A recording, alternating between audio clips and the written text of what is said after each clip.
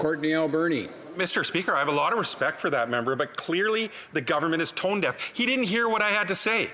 That small businesses that started after March 15th have been abandoned.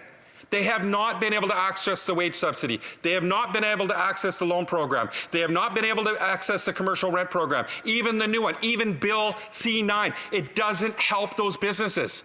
They've been completely abandoned. He needs to address what they're going to do for them.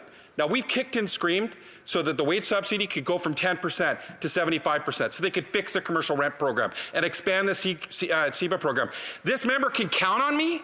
I'm going to be kicking and screaming until they fix their programs to help support the startups that have been abandoned completely by this government. I'll be back here tomorrow, and I'll be back here the week after until this government helps them, and New Democrats will be in their corner. This government needs to stop patting themselves on the back and start doing things to fix these broken programs so that the people that need the help the most get it.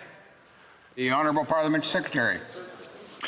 Mr. Speaker, we've been listening to feedback from Canadians from the very beginning. The honourable member drew attention to the fact that when we listened to stakeholders, we increased the wage subsidy from 10% to 75%. With respect to the emergency business account, we've increased the threshold from 40,000 to 60,000 and widely expanded eligibility. With respect to the commercial Canada emergency rent subsidy, we've now changed the program to make it tenant-oriented with a direct application to make it more accessible. We're going to continue to listen to how these can be improved. And in fact, we've made adjustments to some of our programs to help new businesses who initially didn't qualify on the basis of a year-to-year comparison, so they could compare to earlier months that were pre-pandemic in the same year. This is a challenging thing to help businesses through the pandemic, but we're going to continue to listen to small business stakeholders so we can implement policies that will save as many businesses as possible and allow as many workers to remain on the payroll so they can put food on the table for their families.